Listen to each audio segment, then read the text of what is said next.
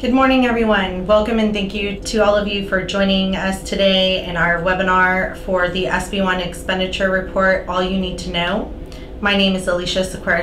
I am the Assistant Deputy Director and Local Streets and Roads Program Manager with the California Transportation Commission. So to get started, for cities and counties, you are required to annually submit to the Commission the following information. This is your proposed project list, which contains the following for each project.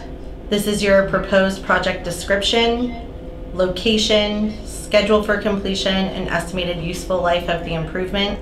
In addition to the proposed project list that you're submitting for the funding aspect of this annually, you also are required, if you receive funding, to provide a project expenditure report on an annual basis. As you will see, this information directly coincides with the information that you are asked to supply to us as a part of your eligibility. So this is where we're going to cover the funds expended or not expended, as well as an update to the status of the projects that were proposed. You'll see the statutes that guide this reporting requirement, as well as our reporting guidelines are indicated below at the bottom of this slide. Just a little recap. There were 537 cities and counties who were eligible for funding for the 2017-18 fiscal year. As a result of this, we do anticipate to receive 537 expenditure reports regardless as to the amount of funds expended. In addition to this, your total amount of which everyone was apportioned statewide was finalized on August 22nd, 2018. This totaled over $386 million. So we do want to make sure that your report is fully encompassing everything that you were apportioned through the month of August. The total proposed projects that came through in the first cycle was 4,096. So again, as I stated, regardless as to your expenditure amount that you conducted throughout the year or project activity, we are anticipating at a minimum, all 4,096 projects are reported on, in addition to any expended funds or new project priorities that were added. The expenditure report is due directly to the Commission by October 1, 2018 using our online reporting system. Where can you find some useful information to guide you through the reporting process? This is a link to our program website for the CTC for Local Streets and Roads. As you'll see in here, we've indicated where you can find the recently approved reporting guidelines for the program, as well as the online user guide, online reporting tool instructions. That particular document is a subset from the reporting guidelines that were adopted.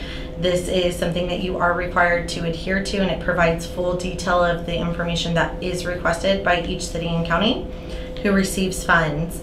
In addition to that, the new updated link to the reporting system, now called CalSmart, formerly referred to as the SB1 project intake tool, is available for you on this website. So what do you need to do before you start reporting? Again, we do want to make sure that you have thoroughly reviewed the reporting criteria that is outlined in slides 6 through 13 of this individual presentation. We want to make sure that you review Section B of the online reporting tool instructions for additional details. Section B directly relates to that of the expenditure reporting detail that is required as of October 1st. We want to make sure that you collect all relevant project-related data and details for this expenditure report. We have those outlined below. In addition to, we've provided everyone an Excel spreadsheet that you can go through and use to collect all of your data before initiating your expenditure report.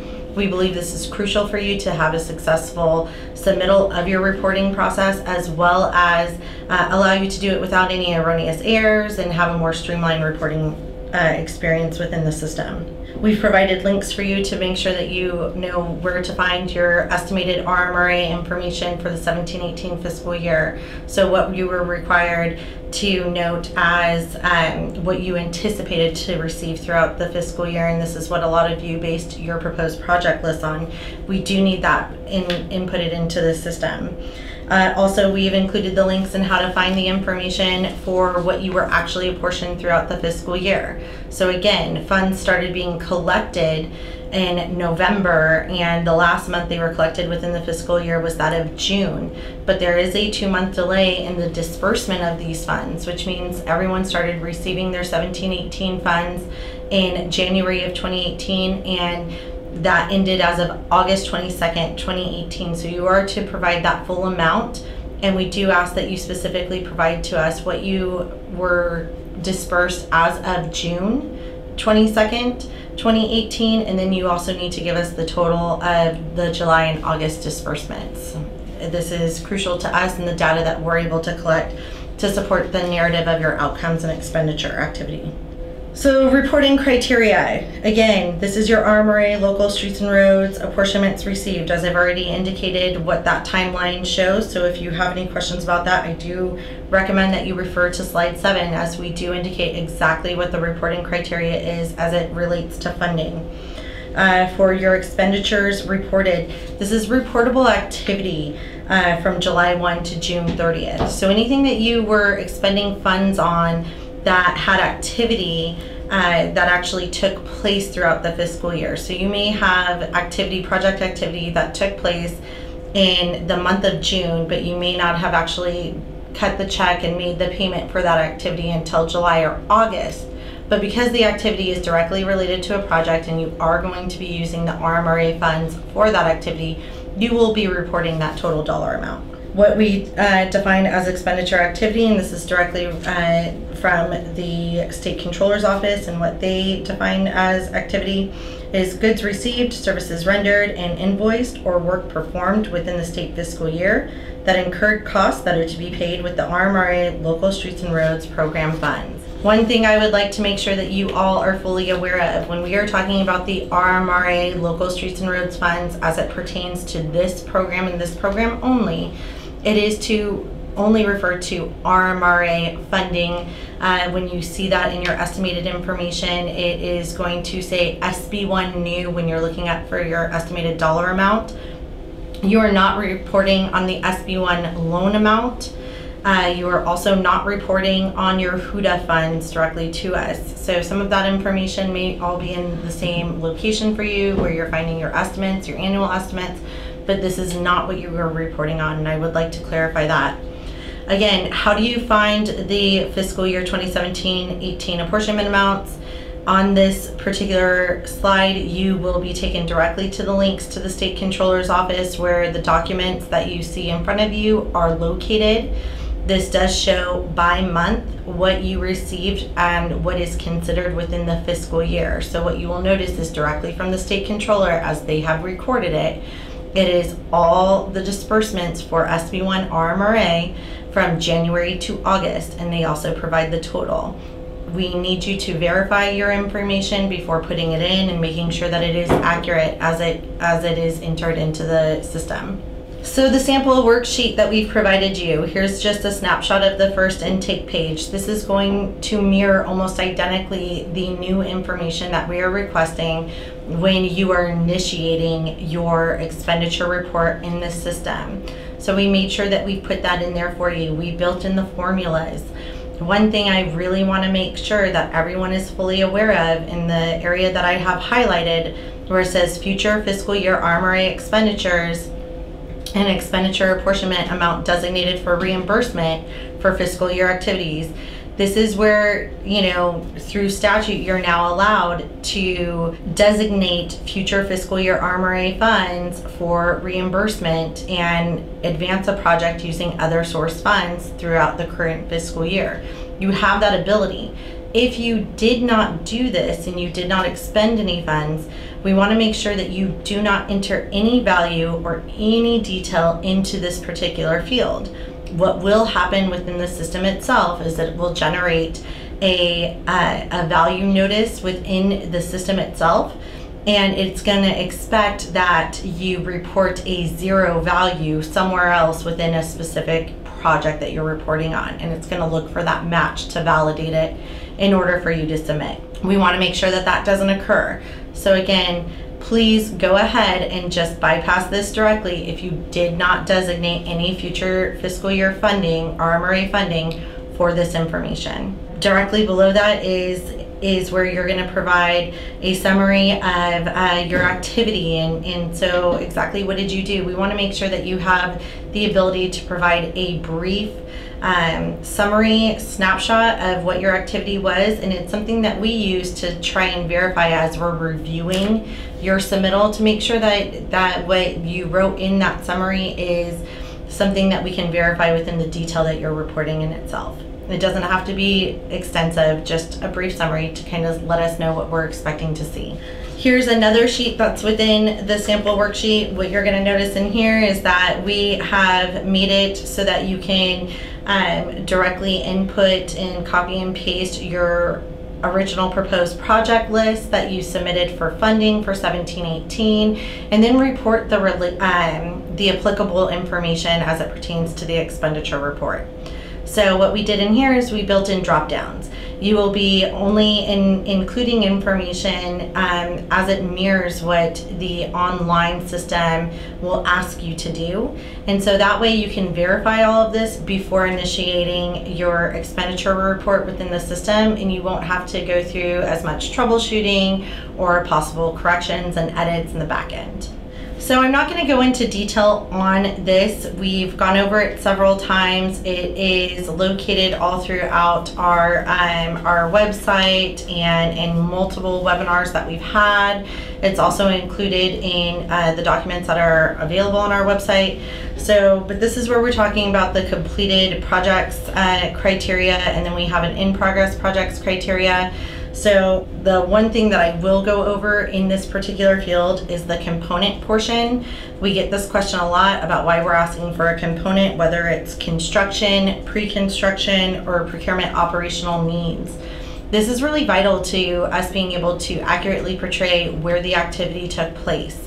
A lot of the projects that were entered in for proposed projects for funding made everything appear as though it is a construction project. And I think it's a big misconception that the program is just for that of construction and local streets and roads priorities. That is not the case.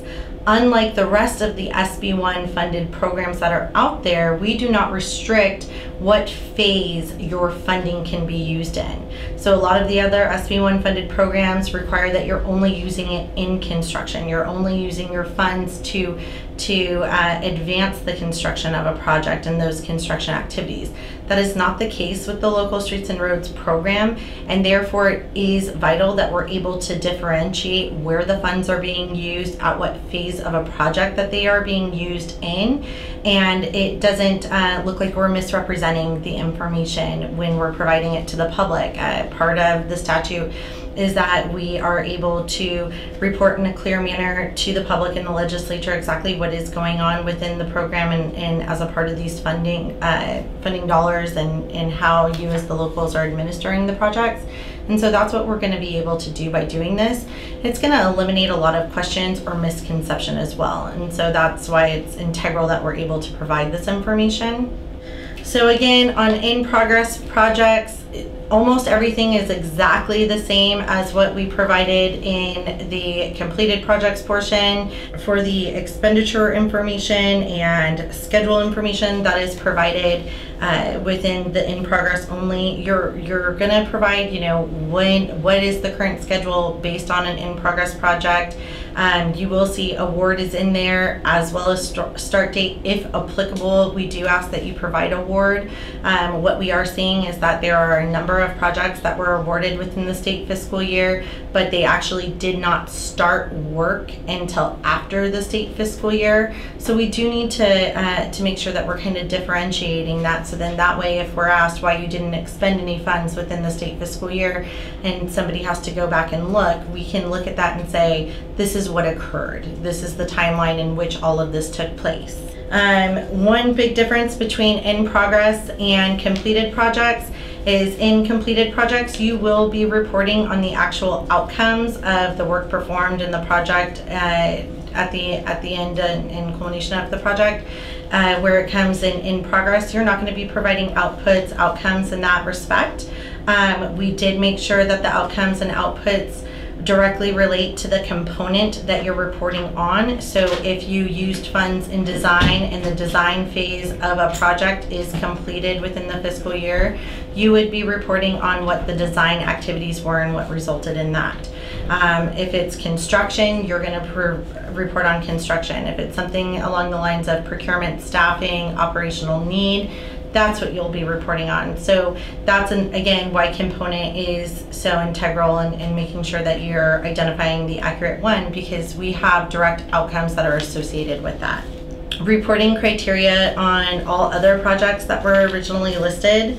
So again, this is going to be anything that we identify as carried over. So a project that was originally listed to take place within the state fiscal year, but maybe didn't have a chance to start, or you had to postpone for whatever reason because you're reserving funds to be able to deliver. You're going to have that opportunity to identify it as carried over and update the status and project detail and description if you have any updates to put in there. For future forecasted, these are projects that maybe you put out a 5-year projection or management plan into your project list, proposed project list. This is what we call forecasted. So in this instance, it's going to be anything outside of the current fiscal year now that we're in. So that's 18-19, anything that didn't get pushed out to the next fiscal year. So if something is now going to be done in 19-20 or further out, that's what you're going to go ahead and indicate as future forecasted. And then we also provide an area for you to do no longer RMRA funded. So if a list or a project that was listed is removed, you're going to go ahead and remove that, designate it as no longer RMRA funded, and just provide a brief description of what's going on, whether you are using other source funds on it, it is being postponed indefinitely for whatever purpose. You have multiple options in there, and so we want to just make sure that you're able to accurately identify them, and there isn't an extensive reasoning behind it that's needed. It's very brief and succinct. You're just ensuring that you're accounting for every project that was originally listed in your proposed project list. And then you also will have the opportunity to add a new project that may have been added to your proposed project list or is intended to use that 17-18 fiscal year fund. So how do you access the system? Here's just a really brief. Here's the CalSmart login. You're going to register if you have not already registered. If you are unsure if you have registered, you can easily go into the system and try inputting in your email and register. And if an email or if an account has already been created, it'll let you know. And what we recommend is if you don't know the password, just go ahead and reset the password and try and log back in. You're having issues logging in, you're locked out, it's not recognizing your password, you can't remember your username. These are all questions that we get regularly. So your username is going to be the email under which you registered for, so that's what you're gonna wanna make sure that you've put in there.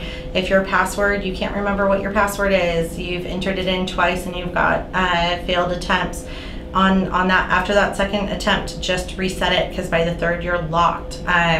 You can notify us that you've been locked out of the system, but there may be a delay in us seeing that request or notification. We only have 2 staff members, myself and 1 other, who are working on this program and within this system. So again, if you're having any issues, what we recommend is, on a best business practice for users, just try and reset your email your password prior to the 3rd failed attempt and delaying your access any further. So getting into your report, and your report is locked. We get this a lot from people, and what we've found is you haven't initiated your report at all yet. So again, if you used our submittal process for your 18-19 funds, this system is going to look very, very familiar to you, but it is a little bit different. There is a proposed project submittals. That's the list that you submitted for funding, and that would be the field that you would use and the tab that you would use in order to generate a submittal for funding when that time comes along. When it comes to the reporting piece, you do need to select on the reporting tab. So this is for expenditure reporting solely. And then all of your functions and views in order to access the annual project report is in there.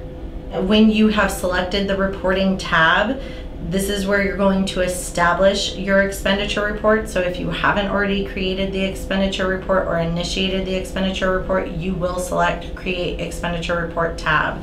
This will go ahead and initiate your expenditure reporting piece. You will enter in your agency information, update that. This is where you're going to give your apportionment dollar amounts and expenditure dollar amounts for the entire year. Once the report has been initiated in some form and that initial intake page has been completed, you will have an option to either go to Manage Expenditure Reports or View Reportable Projects. These are the two different areas that you could go potentially to manage and make edits to the list or add projects to the list or continue to reporting on your original project list. So just know that, you know, if you can't get into one because it's saying that a project or expenditure report has already been created, that's because you need to go into Manage Expenditure Reports or View Reportable Projects. You're always going to have a way to access, but again, you just have to make sure that you're aware of what status you're in, and when you do have multiple users for your agency accessing this is where it can kind of become a little confusing, and that's why we want to make sure that all of you are aware of what your options are if you start to hit a roadblock. So you selected Manage Expenditure Reports and there's nothing there. So again, this is like I've stated before, you know, you have to create your expenditure report first, and then this field and this information would start generating and self-populating, and you would see all of that. So again, you have to create your expenditure report, and then the Manage Expenditure Reports and View Reportable Projects become an option for you, and you can start accessing data through that process. So what does the new expenditure report intake information look like? Again, this is very similar to your submittal information for funding. You're updating your contact information for your agency, and then this is where you're going to be inputting your original estimate, your actual apportionments received, and then what you expended, as well as your activity summary. As a note and a reminder, the average PCI is optional as long as you are reporting below that of an 80, or you're only using the funds for projects that fall in line with the statute and eligible use of the statute for the use for local streets and roads priorities. Upload documents, as you may be well aware of, in the initial submittal portion for your funding, we ask you to upload your resolutions that have been adopted. That's not the case here. It's if you want to upload any supporting documentation, if you have had changes to your project list or amended resolutions and you want to upload that as support, you're more than welcome to do so. We're just giving you that opportunity. Does the apportionment need to be exact for the apportionment section? Yes. So, well, to an extent, yes. What we are asking that you do is that you make sure that you are matching what the information is that appears on the state controller's log. So the fields or the slides that we referred to earlier on, and it shows you what was reported as dispersed for each month. That's what you need to make sure matches. You need to make sure that what you put in from January to June matches what would tally as the state controller shows as dispersed from January to June, and then that again of July and August.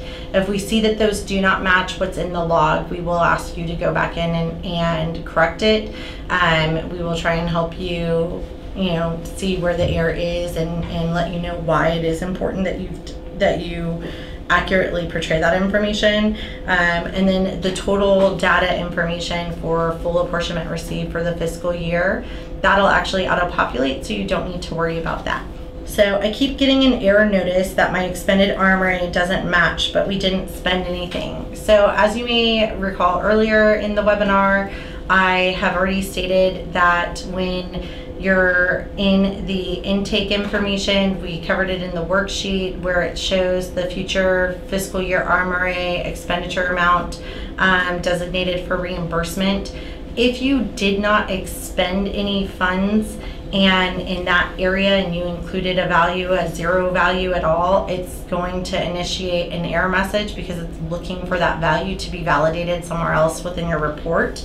The other reason why you may receive this, and another reason why you may actually have this put in there, or that error notice is going to occur, is because let's say your expenditure amount that you note is more than what you were apportioned, and you're not identifying another field of funding source that you're saying that was RMRA apportionment. So this is when you're designating a future apportionment for reimbursement, or if what you enter in as your annual expenditure amount doesn't tally and total up to throughout the life of the report, or throughout all your projects that you're entering, that total doesn't match. So then you're going to get that error as well. So these are just little things to keep in mind. You really want to track your data that you're putting in. Again, this is why we provided the Excel worksheet for everybody, because it is vital that you put all of this in first, verify it first into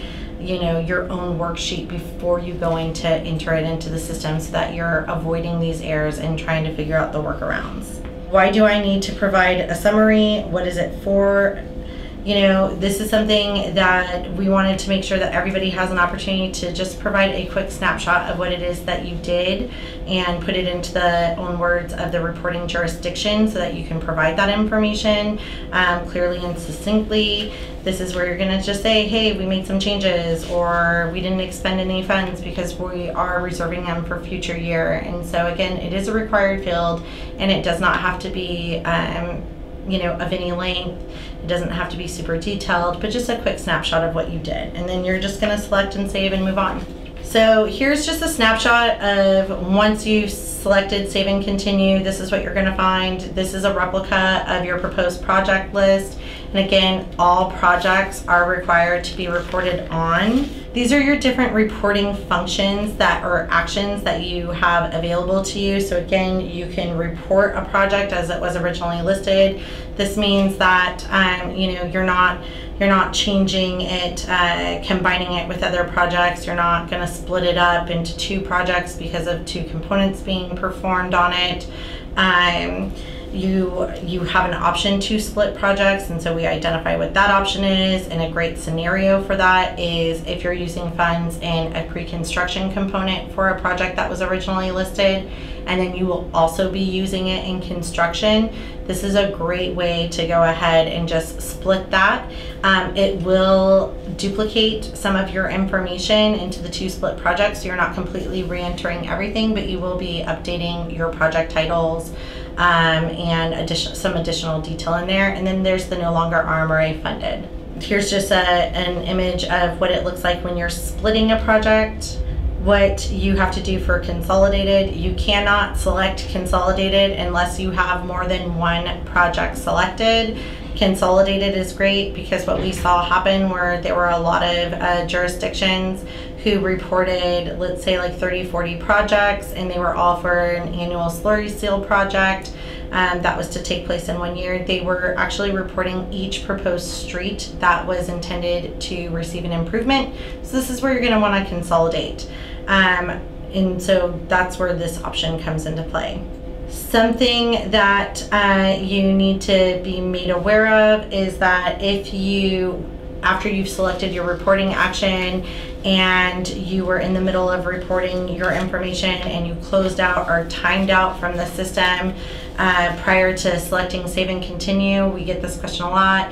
What happens? Where does it go? Well, you're not going to see it in your Manage Expenditure Reports project field, but you would be able to find it by going to the Project Reporting tab within Manage Expenditure Report, because none of the information that you entered had been saved at that point, and so it just resets it and it starts back over.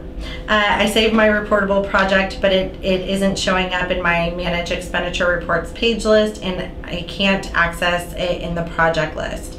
So what's going on here is that you started to get into the expenditure report or status update page. You saved your initial detail information, but you hadn't completed reporting it, and then let's say you close out. It's not going to show up on your project reports list. It's not going to show up in manage expenditures. This is where it's only going to show in your view reportable projects page. And this is actually how it'll appear. It'll say not yet reported in red. So that's how you know that you didn't actually complete the full reporting piece. You're going to click on the reportable project number that's highlighted in blue. And once you do that, it'll bring up your initial project detail for the reportable project. And what you'll see at the bottom left-hand corner of that page is status and expenditure reporting information or details, and it'll say add. And then that's where you're going to go in and complete that reporting process. Here are the definitions for the different priority statuses that you have to choose from. So we do ask that you refer to this before you select so that you ensure that you are reporting or selecting the right priority status. I can only enter whole numbers in the outputs and outcomes miles fields for a completed project. We do know that that is currently an issue. We are working with our system IT team to try and get that corrected. In the meantime, we do ask that you round up to the nearest whole number of whatever it is that you're trying to enter in for that mileage, and at the additional information field down below is where you can include the actual details of that until we have it corrected. Once it is corrected, if you've already submitted, what we will end up by doing is going in on your behalf and inputting the correct information based on what the additional information is that you include in the field below. I need to edit my reporting action, delete, add, etc. How can I do that? As of this time, we don't have a undo button within the system. So if you reported an action, that's the way that the action is going to stay. You don't have a way to currently change that. Again, this is why we say please, please, please make sure that you're using your Excel worksheet first and you're correctly identifying your projects ahead of time before trying to work within the system, because that's where we're actually seeing a lot of these errors occur and people are selecting the wrong actions. Because of this, you do have to contact us right away and let us know what action it is that you need to change, and if you need to change it right away or if it's something that we can find another workaround for. If we can't, our only other option is to contact our IT developer directly, and they have to go into the back end of the system and completely reset whatever you've entered in so far into the expenditure reporting piece. We are working on a reset button or option for you that would allow you to go ahead and make those changes to your reporting action. It's just not ready for rollout at this time because there's some little hinky doings when it's selected, and we don't want to completely ruin what you're able to do.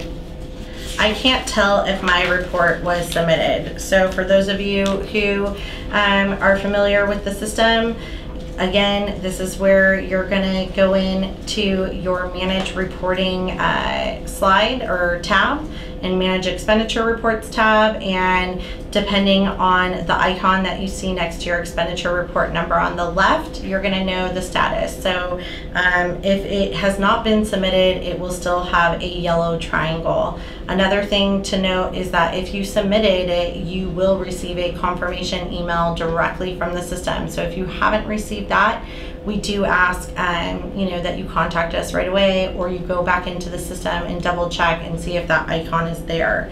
And also if you aren't sure if you submitted but you don't recall asking to verify your submittal prior to closing out, then it's a safe bet that you didn't submit. Again, how did I know the status of your expenditure report? This is all of the symbols that you would see depending on the current status. So not submitted is the triangle with the exclamation in it. If it's submitted and it's pending our review, you're going to have the blue clock. And if we have already reviewed and approved it, you will see a green check mark next to it. Also, anytime something is sent back or approved, you will receive notification directly through the system. How can I find a list of just the reportable projects, not all the ones I consolidated? So this is where you're going to go directly into your view reportable projects list once you've completed, and it will show, you know, just the unique reportable project numbers. So if you consolidated 30 projects into one and that's all you're reporting on, right, then it's only going to have one project in there. All 30 will not show. The total 30 projects would be viewable under your manage expenditure reporting page. So here we're going to get into Q&A. These are questions and answers that we've covered before and have been submitted previously. So we have 2 additional members from the League and CSAC, and I'll let them introduce themselves. Hi everyone, this is Derek Dolfie with the League of California Cities, Legislative Policy Analyst covering transportation. And I'm Chris Lee. I'm an Associate Legislative Representative for the California State Association of Counties.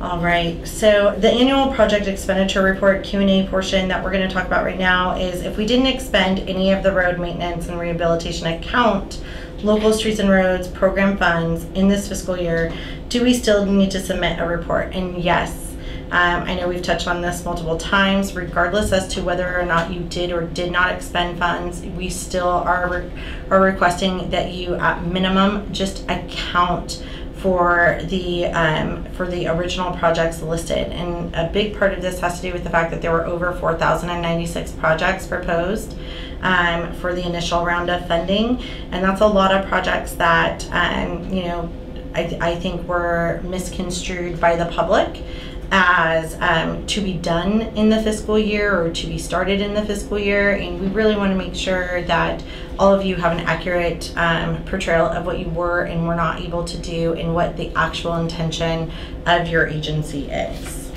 So the next one, if we are no longer using RMRA funds for any of the projects we originally listed, we just designate them no longer RMRA funded and will not have any other projects on our expenditure report, correct?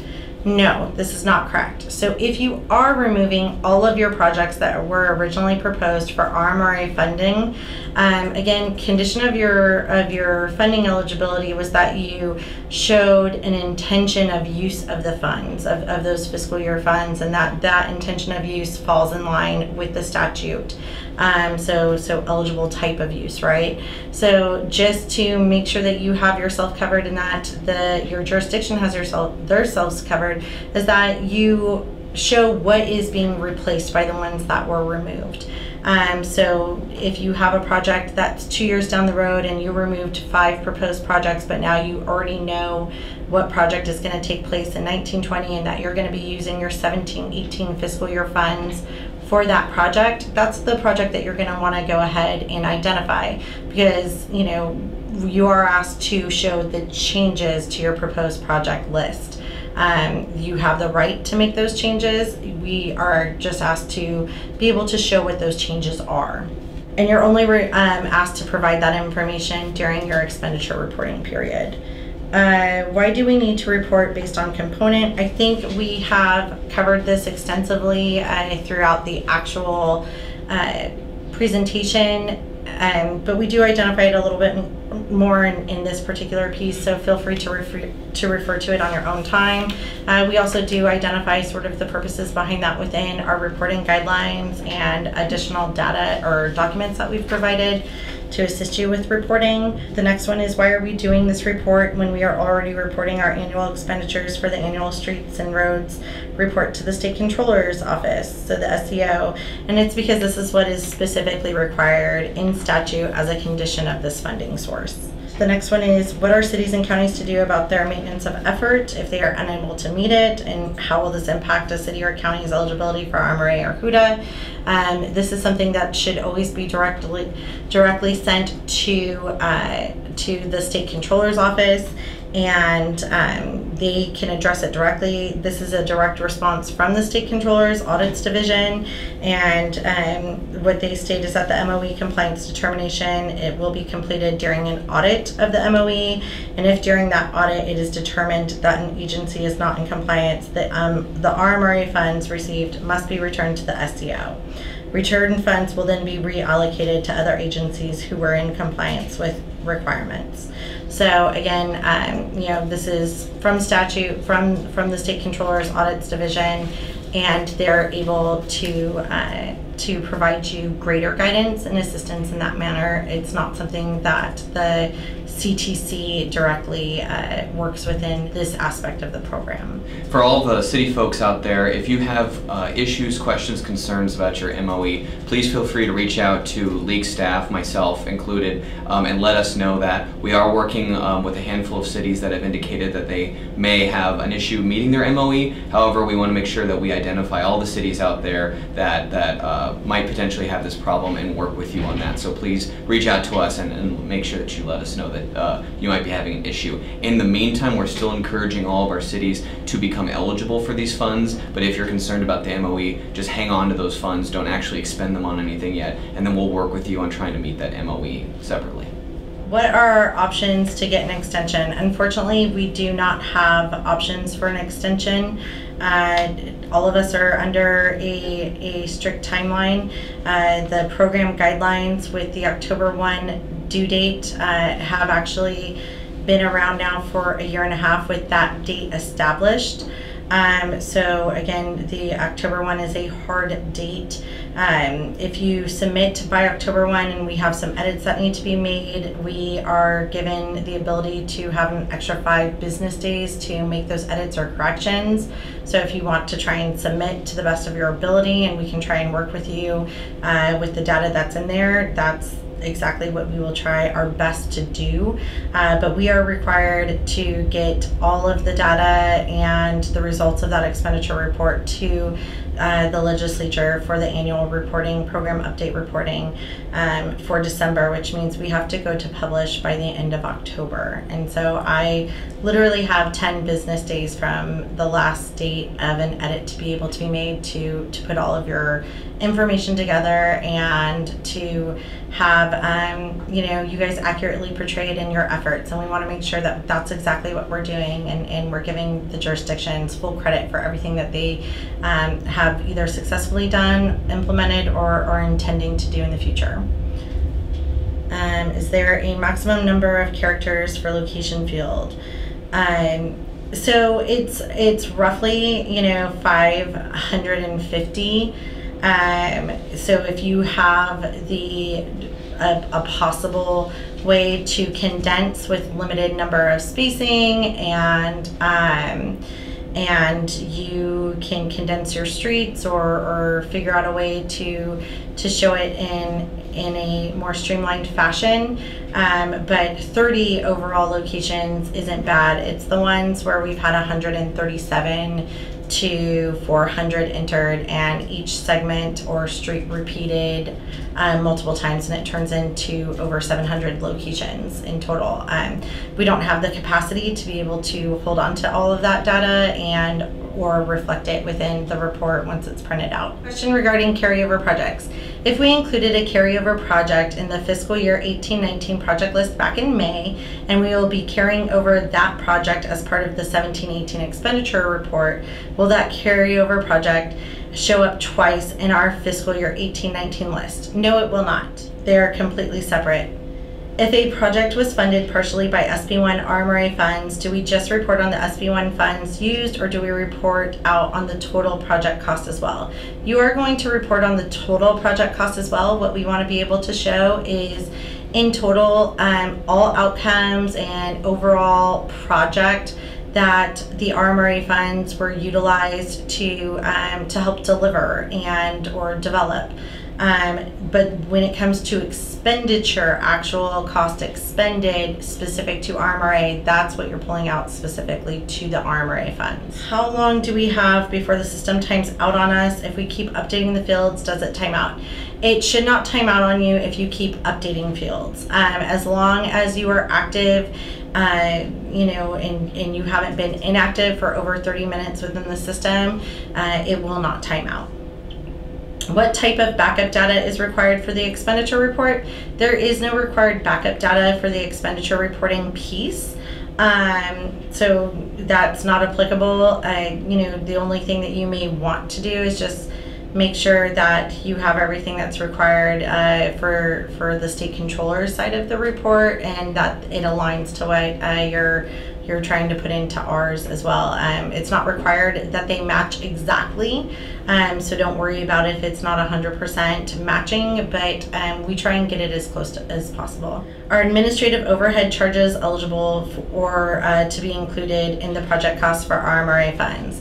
So with that, we recommend that you go in and you review the reporting guidelines that were adopted. In there, we refer to Article 19, Section 2 of the Constitution that directly states that all activities or any activity that is in the support or development of or delivery for a local streets and roads priority or need is something that technically would be eligible for use of fund. And so if it falls under that, then I would say yes. But again, you're going to want to tie it in. How does it meet the needs or intent of the statute? That's a question for each jurisdiction. Since you are reporting specifically on the use of your funds, make sure that your jurisdiction can adequately justify that should it be questioned, because this will be public data. Can counties use SB1 funds to cover a required local match for CDAA recovery assistance? I know that you're able to use the funds for state and federal match dollars on projects. I don't know specifically if the CDAA recovery portion is directly related to something that would fall under the local streets and roads priorities under the funding guides of the statute. So as long as that's the case, and if it does meet the requirements of statute, then I don't see it being a problem. But again, we at the CTC are not who is determining your eligible use of fund once expended. At the end of the day, that's actually going to be the state controller. If we have carryover dollars, where does that amount show, and do we have to identify a new project? No, you do not have to identify a new project if you have carryover leftover dollars from your 17-18 apportionment. And basically that amount at that point is derived from whatever your expenditure total amount is and what you were apportioned. We derive what your remaining RMRA apportionment from that fiscal year is from that difference. The intention is to be able to allow for that information to roll over into the next expenditure report detail and system. If we exchange a project using RMRA funding, do we need to get Board of Supervisors approval of revised project list? That's up to your individual city council or board. If your project lists need to be revised by resolution or through budget activity resolution, that's up to each of you. We don't require that documentation for changes to your list. All we ask is that you identify the changes to your list. You don't have to provide backup documentation. Yeah, I agree with that. I think there's explicit recognition in the statute that the list that's adopted prior to you doing your fiscal year's worth of projects is illustrative of the things that you're likely to do, and it recognizes that there could be changes. So I agree with that answer. It's definitely something where you should ask internally with your county administrator, your city manager's office, but I don't believe there's a statutory requirement for making a changed list like that. If we are doing projects using our own staff, how should we report expenditures, specifically labor costs? So you have one of two ways that you can identify this. If you're doing construction, road maintenance work, it's part of your annual maintenance type of work that you do through your road crews, you can either report the outcomes or outputs of the work that was performed under construction, and you can identify it as construction, and then in your additional information state that these are the outcomes as a result of us being able to have additional funding for 2 additional street crew, or purchasing material specifically for this project, and they also put the project, or laid the material down, made the improvement themselves. Or you have an option to show what the actual construction project cost is and report that on its own, even though it's performed by your own team. And then if you have your labor or staffing costs separated and you want to report that separately, you have the opportunity to do that as well. So again, that's really going to be up to you. We're not big sticklers on this. The labor costs for staffing and procurement operational need, that component specifically was identified and created based on some of the other things that we were seeing for the most part, which were engineering staff being hired on to do environmental or to conduct pre-construction work on multiple projects, or to do needs assessments, things of that nature that aren't directly related to a construction outcome or output in that sense. So it's the things that we couldn't directly tie into construction or a direct improvement for your local streets and roads. Sometimes it's materials, equipment purchased, roadside crew, vehicles, the vehicles, the maintenance of the vehicles. So again, these are the Article 19, Section 2 items of the Constitution that kind of helped us develop this, as well as your very own project lists that were submitted for funding eligibility and the detail that we were provided for that. Do we have to submit audited financial statements for this RMRA fund? No, not to the CTC. So if the SEO asks you for any of that, that would be who you would provide it to, so the State Controller's Office, but not to the CTC. All right, so thank you all for joining us for today's webinar. We hope it's been useful for you. If you have any additional questions, we do ask that you email lsr@catc.ca.gov for additional questions that you may have, or direct assistance and technical assistance that you may need. Thank you all. Take care.